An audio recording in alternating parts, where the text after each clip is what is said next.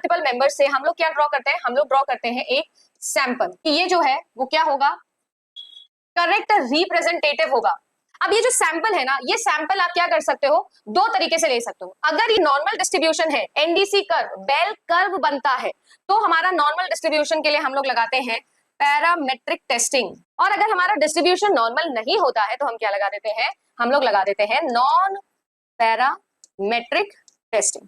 Parameter जिस पर हम लोग लिमिटेशंस लगा सकते हैं, पैरामीटर्स लगा सकते हैं, क्योंकि नॉर्मल डिस्ट्रीब्यूशन है, हमारे पास में फाइनाइट डेटा में आंसर आ जाएगा। यहाँ ऐसा है कि यहाँ पर हमारे पास में डिस्ट्रीब्यूशन नॉर्मल नहीं है, स्क्यूड है, तो एनडीसी नहीं बनेगा, बेल कर्व नहीं बनेगा, स्क्यूड कर्व बनेगा, पॉजिटिवली स्क्यूड या नेगेटिवली स्क्यूड। तो इस वजह से हम यहाँ पर क्या नहीं लगा सकते, पैरामेट्रिक टेस्टिंग नहीं लगा सकते।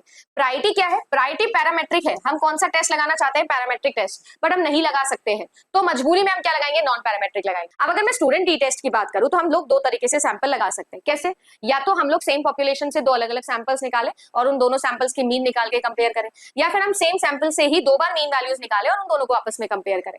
तो इस तरीके से हमारे पास में डिपेंडेंट या फिर इंडिपेंडेंट टी टेस्ट लग सकता है। If you have more than 2 sample और आपको क्या करना है, मीन कंपेयर करना है, म्यू कंपैरिजन करना है, तो हम क्या कर सकते हैं, हम टी टेस्ट नहीं लगा सकते, हमें लगाना पड़ेगा अनोवा टेस्टिंग।